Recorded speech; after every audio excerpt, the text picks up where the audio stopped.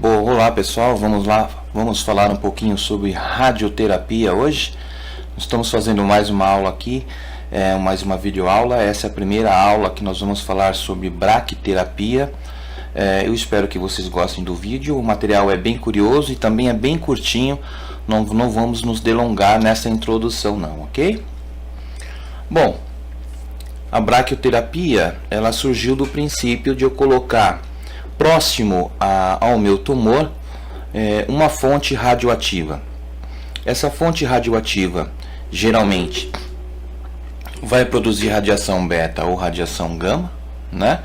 Então eu coloquei aqui algumas definições justamente para que nós possamos entender um pouquinho mais sobre essa história. Bom, braquiterapia é um tratamento radioterápico, ele é feito por meio de radionuclídeos e evidentemente que para ser mais eficiente, como é uma radiação de baixa resistência, de baixa penetração, eu coloco ele diretamente na região de interesse. Ou seja, eu vou colocar o meu radioisótopo o mais próximo possível, ou até mesmo dentro do tumor que eu quero estar eliminando, tá?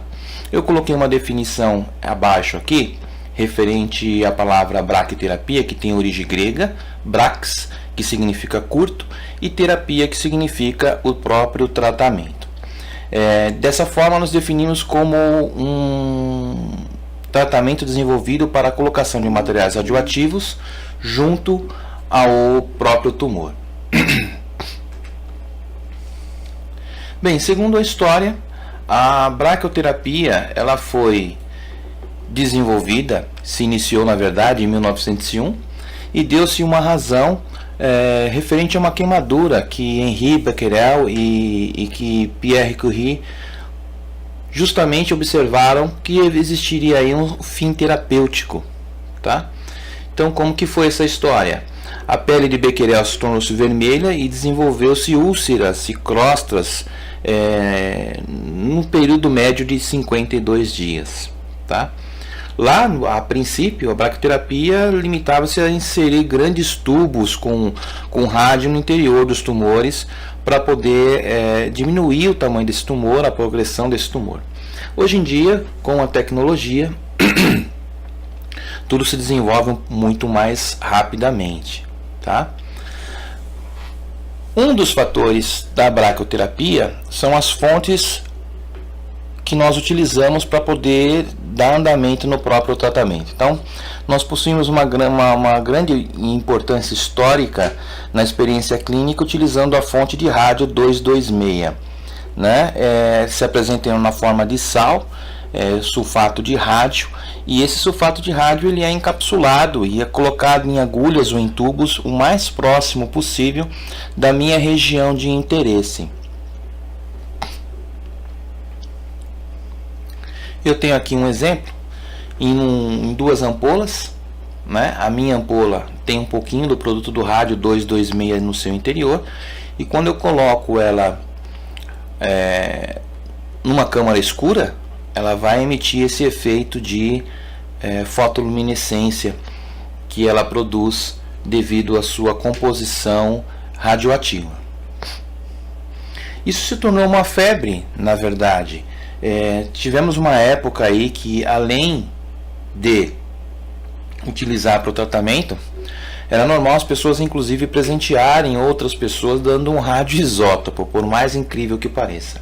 A indústria também utilizou esse tipo de produto na produção de alguns utensílios domésticos, interruptores para acender e apagar as lâmpadas, mas o que ficou mais marcado na história foi a utilização do rádio 226 para pintura de relógio de pulso.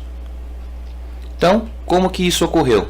A pessoa simplesmente comprava um relógio, esse relógio tinha que brilhar no escuro para a pessoa poder visualizar as horas, e existia um kit que continha o rádio 226, um pincelzinho que a pessoa, se ela quisesse, ela poderia ela mesma pintar os números do relógio, ou até mesmo na indústria você comprava esse relógio já nessa forma luminescente aqui, tá? Evidentemente que o processo era um processo danoso a quem trabalhava com ele. Por quê? Pessoa, geralmente as mulheres que eram contratadas para fazer essa pintura do relógio, a pintura do núcleo do relógio, dos números, elas afinavam a ponta do pincel na boca, molhavam no radioisótopo e depois voltavam a pintar o relógio.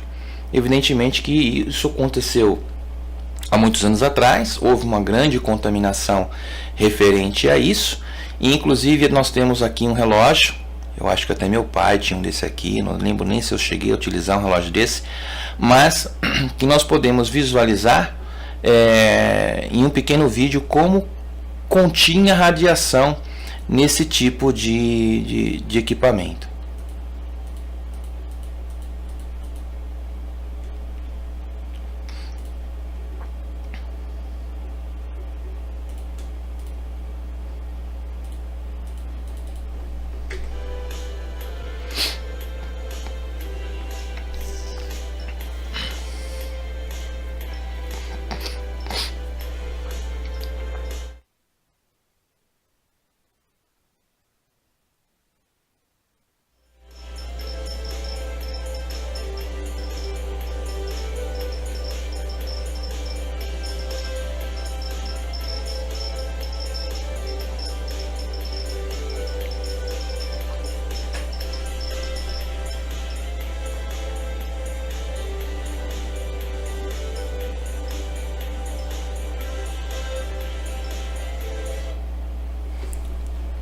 Então, nós podemos observar que a quantidade de radiação que continha cada relógio desse era considerável, né? E as pessoas andavam com isso nos braços, para cima e para baixo, era uma questão de moda, né?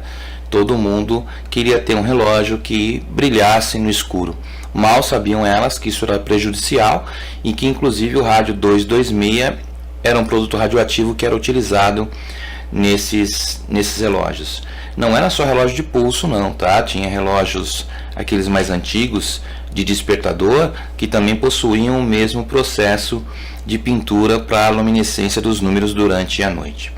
Eu espero que vocês tenham gostado desse pequeno relato que nós trouxemos hoje, e evidentemente que na segunda aula, terceira, quarta, quinta aula, nós vamos desenvolver um pouquinho mais referente justamente à braquioterapia, suas aplicações, seus exames e o diagnóstico utilizado.